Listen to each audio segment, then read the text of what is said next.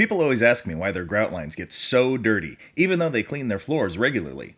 Well, the answer is simple, and it might surprise you. Your grout lines get so dirty because of your routine cleaning, not in spite of it.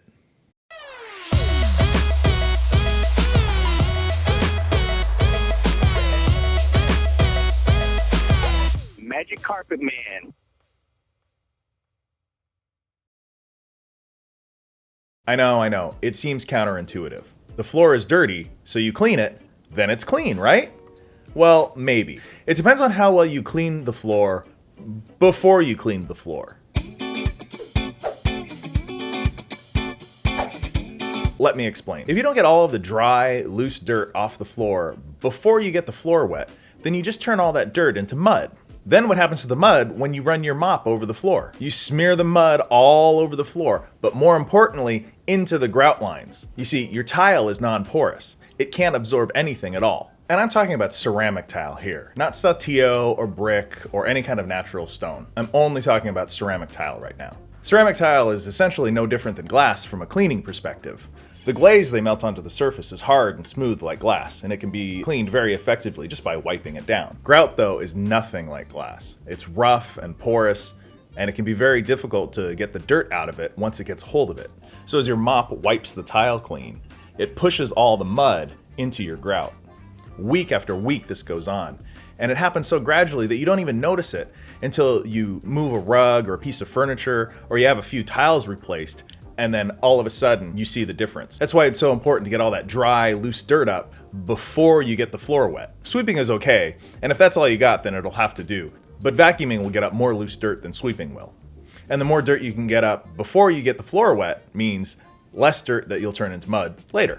Unfortunately, none of what I just said matters at all, because life doesn't happen in a vacuum. In an ideal world, we would all thoroughly vacuum the whole floor before using a pH neutral cleaner to clean it. The problem with idealism, though, is it tends not to account for life in the real world. In the real world, nobody vacuums their tile every single day. And most people use a broom instead of a vacuum anyway. And a broom simply cannot wrangle the fine particulate soils into a dustpan, and so it gets left behind on the floor.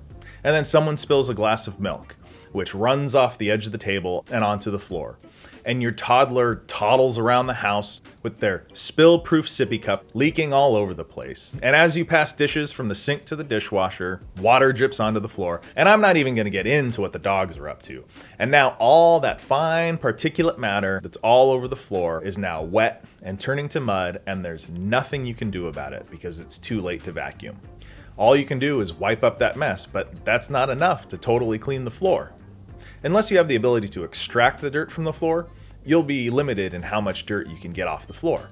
Extraction is how professionals clean a tile floor, and it's the only way to get the floor really clean.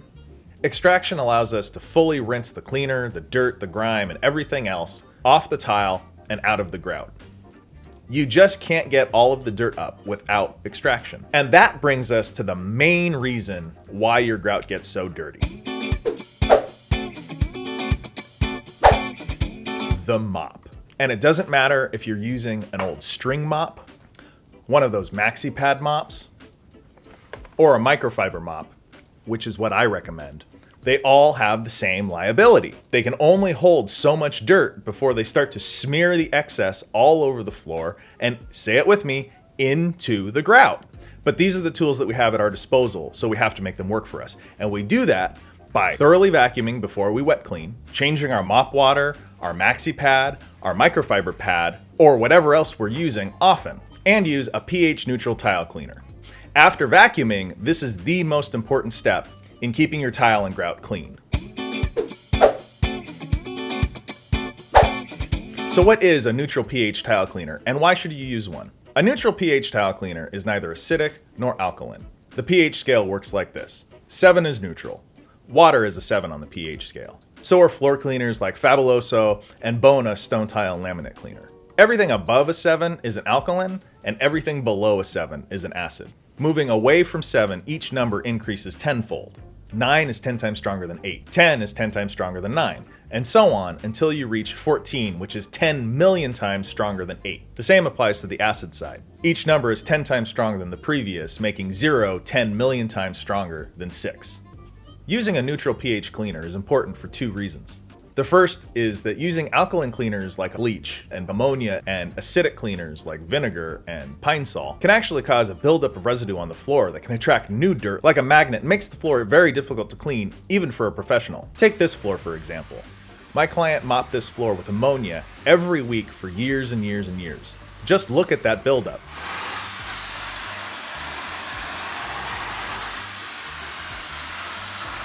We also recommend against using acidic cleaners like vinegar for routine cleaning because vinegar is not a very effective cleaner. Vinegar is very good at removing some inorganic soils like water spots on glass, but very ineffective at removing organic soils, which is what the majority of the dirt found in your home is made of. Organic soils. Also, vinegar can damage materials like travertine, marble, limestone, and it can even cause damage to grout if used for prolonged periods of time. Like this floor that's been cleaned with vinegar once a week for the past 9 years. Look at how much grout is missing from this floor. The acid in the vinegar dissolves the calcium in the cement in the grout and weakens the grout overall across the floor, and you end up losing grout. And incidentally, if you have damaged grout like this, and you hire someone to re-grout the damaged areas, be sure that they match the new grout color to the old grout color, not the color of the dirt that's on the old grout. This seems pretty logical, but it's something that I'm seeing more and more and more lately. The contractor will match the new grout to the dirty old grout, basically using black grout to fill in the areas where the grout is missing. Then, after I clean, there are areas like this that look dirty because they grouted with black grout. These areas aren't dirty, this is the way the grout looks. There's just black grout interspersed among the tan grout. There is nothing that can be done about this from a cleaning standpoint. The only thing you can do is to re-grout those areas. It looks awful and it makes me look bad because there's no way that I can set my clients' expectations about something that I didn't even know was there until I reveal it in the cleaning process. Why do tile guys do this? Come on, man, show a little pride in your work. The second very important reason that you should only use pH neutral floor cleaner to clean your tile and grout is because alkaline and acidic cleaners will diminish the life of your grout sealer. Grout sealer is a clear solution that we apply only to the grout lines. The grout absorbs the sealer, which clogs up the capillaries in the cement, preventing the muddy water from your mop from getting into the cement in the grout, which, by the way, happens to be slightly alkaline. And the grout sealer is made to bond with that slightly alkaline cement. That means if you're cleaning with an acid like vinegar, you can actually lower the pH of the grout and cause the sealer to fail. Of course, sealing the grout does not mean that the grout will stay clean forever. There's a common misconception about grout sealer and carpet protector that once applied to the floor, they never ever get dirty again. It just doesn't work that way. What the grout sealer does is act like a barrier between the grout and the dirt. It's the same principle as applying wax to your car. Your car still gets dirty, but the wax is there to take the abuse from the elements, and when it starts to look a little dingy, you wash the car, apply a new coat of wax, and then everything is right with the world again. I can tell instantly when I start cleaning a floor if the grout has been sealed or not. This is an example of grout that has not been sealed, or at the very least hasn't been sealed recently. See how slowly I'm going and how many passes I have to take to get the dirt out?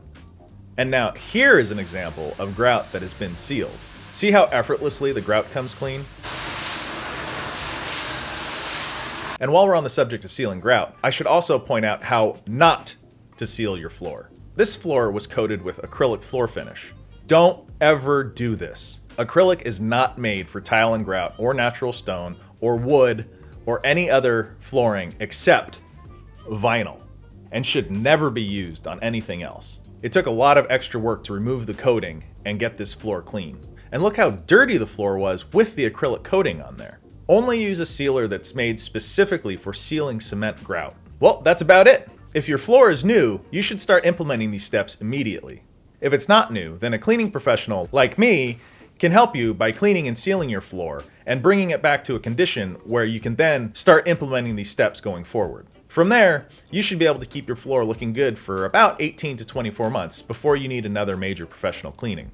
And if everything is done right, future cleaning should be a breeze. And remember, a floor that's easy to clean is not only healthier, but it will save you money. I hope you have a better understanding now of why your grout gets so dirty and what you can do to help keep it clean. If you want more tips and insights about cleaning, follow me on Facebook and Instagram. The links are in the description down below. I post about different cleaning situations that I come across on a daily basis and what I do to get things clean.